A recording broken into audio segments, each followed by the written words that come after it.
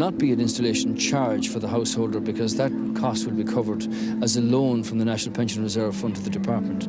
There will be a cost for the meter itself. No decision has been made in respect of how the water metering is to be introduced. That is still something that is ongoing. It's only when we have a solid proposal and decisions are made that we'll be in a position to clarify for people. Right. It was this Sunday newspaper headline that triggered a media frenzy and a slew of mixed messages.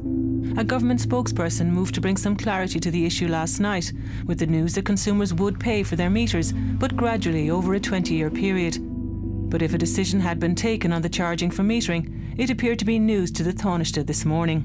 The proposals on those issues have not yet been put before government.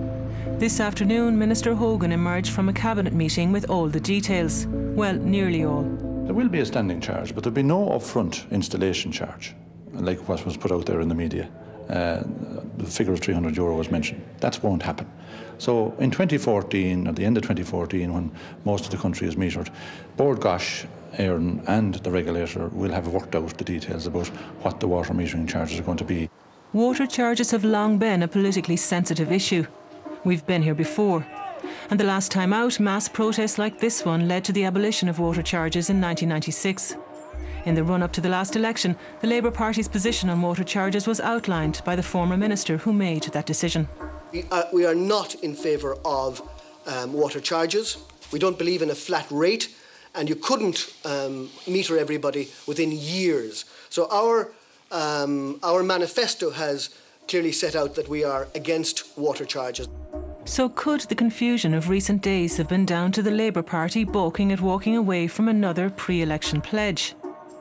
Oh, I think they've made an absolute hames of it, but it's becoming a little bit of a tradition for them now at this stage. Every weekend brings a new bungle. I think there seems to be considerable pressure maybe between the parties, possibly Labour in particular, feeling the heat of opposition from the communities and the people that voted for them.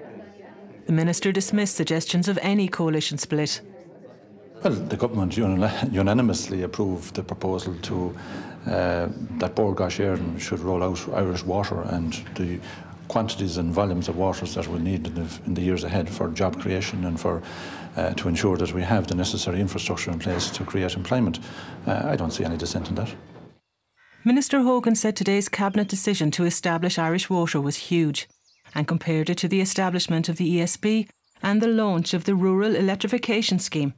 Others have a less flattering analogy. The example that comes to mind is the HSE, which is generally criticised in public. And here we have now a situation where instead of amalgamating something like 8 or 9 health boards, we have 34 water authorities being amalgamated into one new agency. Are you concerned?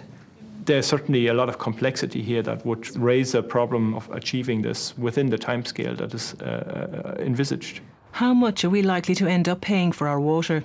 One way to work out how much the likely charge is to simply take the 1.2 billion we're currently spending and dividing it by the number of housing units that are connected to the public service.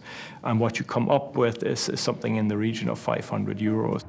Then there is the sensitive issue of an annual standing charge of about €40 to cover metering costs.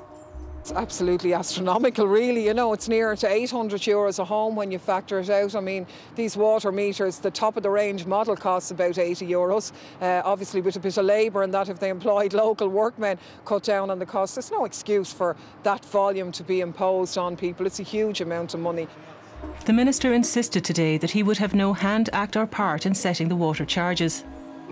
But can you give anybody any guidance at all for viewers tonight? Any guidance of what kind of a bill they could expect to pay for their water? Well, there was a mistake made about €300, which is wrong. There was no upfront installation charge. So I'm not going to make another mistake by actually speculating on something that will be discussed with the regulator and with Bord Gáis Éireann over the next couple of weeks and months. But what will happen if people refuse to pay? Look, at the end of the day, the vast majority of people in this country want to be legally compliant. They've demonstrated that with the household charge, and they'll demonstrate it again in relation to water. But is there implications for people who refuse to pay their water charge? You said in that briefing, people who don't pay won't get their water. Is that your position? That is the position with any utility. But I would like to say to people, and I would like to think that people value water as a resource. They need it for themselves and their children and their families. They need it for their business. And I think that there will be load not to make a contribution towards the provision of an essential service like water. But with hundreds of thousands still not registered to pay the household charge, some believe the Minister's confidence may be misplaced. I think it will absolutely consolidate the opposition that people had to the household tax. The campaign, I would imagine, will be hosting meetings all over the country now again, this time with the sharp edge on the water aspect of this. And the fact that we quite quickly will be facing bills of hundreds of euros a year is absolutely going to be resisted when over 50% have refused to pay the 100.